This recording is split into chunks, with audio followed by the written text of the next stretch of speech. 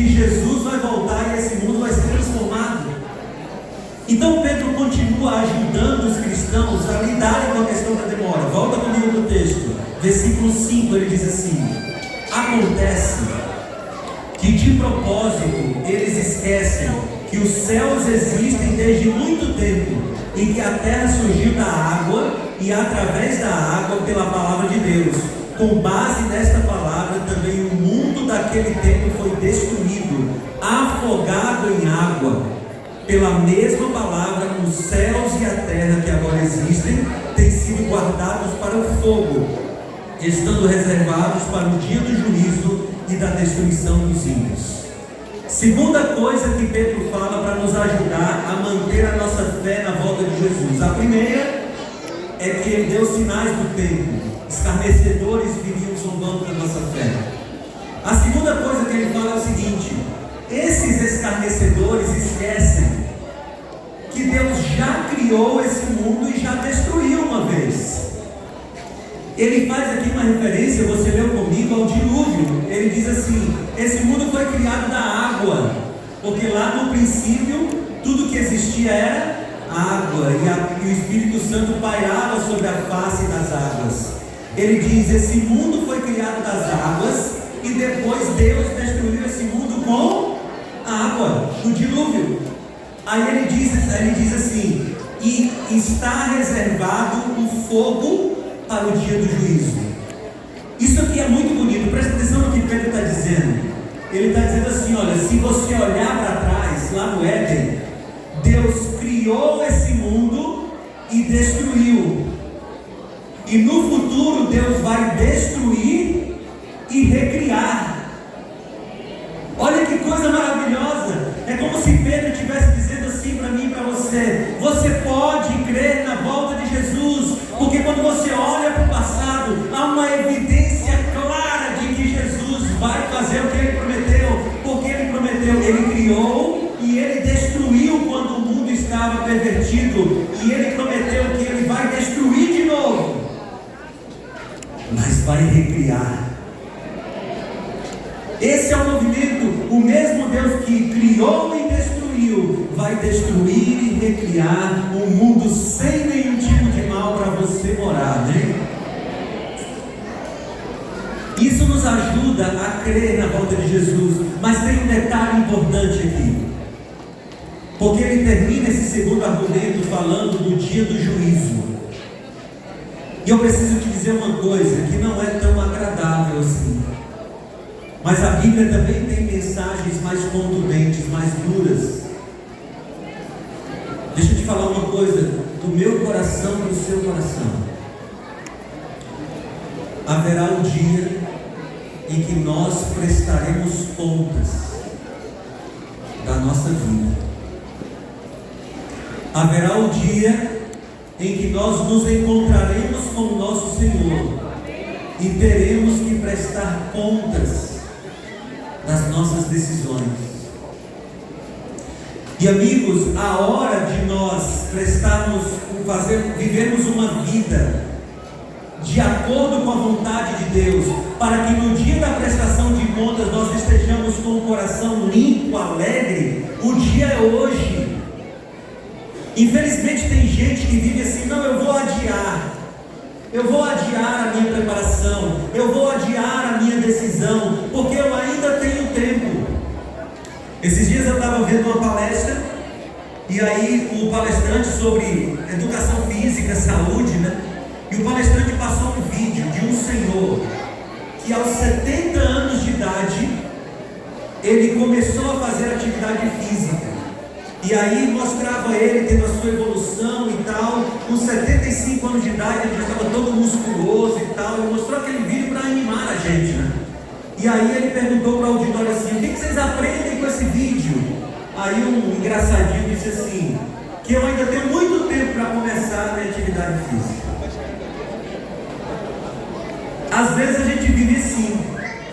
A gente olha para o futuro e diz assim: não, eu decido depois, eu começo depois, eu entrego a minha vida para Jesus depois. Só que, amigos, a Bíblia diz que não há amanhã para a decisão. sobre Jesus, porque a gente nem sabe se vai estar vivo amanhã. Depois que o ser humano morre, não há mais decisão. A Bíblia diz que quando o ser humano morre, quando o fôlego de vida sai do ser humano, ele está num sono profundo, sem nenhuma consciência. Não tem como você decidir por Jesus depois que você morre. O dia de decidir por Jesus é agora. Por quê? Porque quando chegar o dia da decisão, o dia da prestação de contas, você poderá dizer assim: Senhor Jesus, eu fui um pecador, eu fui uma pecadora, mas eu entreguei a vida a Jesus. E Apocalipse capítulo 5 diz assim: os salvos foram aqueles que foram lavados pelo sangue de Jesus. E o sangue de Jesus tem poder para lavar todos os seus pecados, não importam quais sejam, e deixar você limpo e pronto para o dia da prestação de contas. Mas tem que ser hoje. Não dá para adiar, porque Jesus espera que você preste conta com Ele hoje. Bem, o texto continua, e o texto diz assim, a partir do versículo 8. O texto diz assim: mas há uma coisa, amados, que vocês não devem esquecer, que para o Senhor um dia é como 1000 anos, e 1000 anos são como um dia. O Senhor não retarda a sua promessa, ainda que alguns a julguem demorada. Pelo contrário, Ele é paciente com vocês, não querendo que ninguém pereça, mas que todos cheguem ao arrependimento. Olha aqui o que Pedro está dizendo. Agora é o terceiro argumento. Pedro está dizendo o seguinte: nós precisamos entender que o tempo para Deus é diferente do tempo para nós. Pedro está dizendo que um dia para Deus é como 1000 anos, e 1000 anos como um dia. Ou seja, quando a gente começa a pensar que está demorando, essa é uma noção nossa, não uma noção divina. Essa é uma noção nossa. Por quê? Porque para Deus 1000 anos é como se fosse um dia. Você diz assim: mas já faz 2000 anos que Jesus prometeu voltar. Para Ele é como se fossem 2 dias. A noção da demora é nossa, porque o tempo para a gente passa muito devagar. Veja, se eu disser para vocês assim: olha, vou marcar um encontro com vocês neste mesmo local para daqui a 50 anos, você vai olhar para mim e dizer assim: está louco, quem é que marca um encontro para daqui a 50 anos? Por quê? Porque para nós 50 anos é um tempo muito longo. Mas para Deus 50 anos é o quê? O estalar de Deus. Quando a gente pensa assim: Jesus está demorando, é porque essa é uma noção humana, não divina. Para Deus não está demorando, sabe por quê? Porque Jesus virá no dia certo, que Ele já marcou. Então como é que eu faço, pastor, para lidar com essa demora? Eu sei que o tempo é diferente. Pedro nos ajuda. Versículo 9, ele diz assim: o Senhor não retarda a sua promessa, ainda que alguns a julguem demorada. Pelo contrário, Ele é paciente com vocês, não querendo que ninguém pereça, mas que todos cheguem ao arrependimento. O que Pedro está dizendo é o seguinte: olha aqui para mim, olha para mim. Pedro está dizendo: troque a palavra demora pela palavra paciência. Troque a palavra demora pela palavra paciência. Quando no seu coração vier o pensamento assim: Jesus está demorando, você vai trocar agora e vai dizer: Jesus está tendo paciência, talvez com você mesmo. Talvez se Jesus tivesse voltado semana passada, você não tivesse esta oportunidade de decidir entregar a vida para Ele hoje.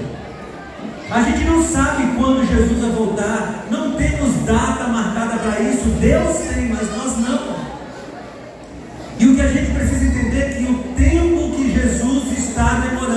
é tempo de oportunidade para você. Jesus ama tanto você que Ele trouxe você da sua casa para cá, para que você pudesse ter uma oportunidade de ter um encontro com Ele e se preparar para o dia da volta de Jesus. Paciência, essa é a palavra, paciência. E aí Pedro faz um alerta no versículo 10, ele diz: porém, o dia do Senhor virá como um ladrão. Naquele dia os céus passarão com grande estrondo, e os elementos se desfarão pelo fogo. Também a terra e as obras que nela existem desaparecerão.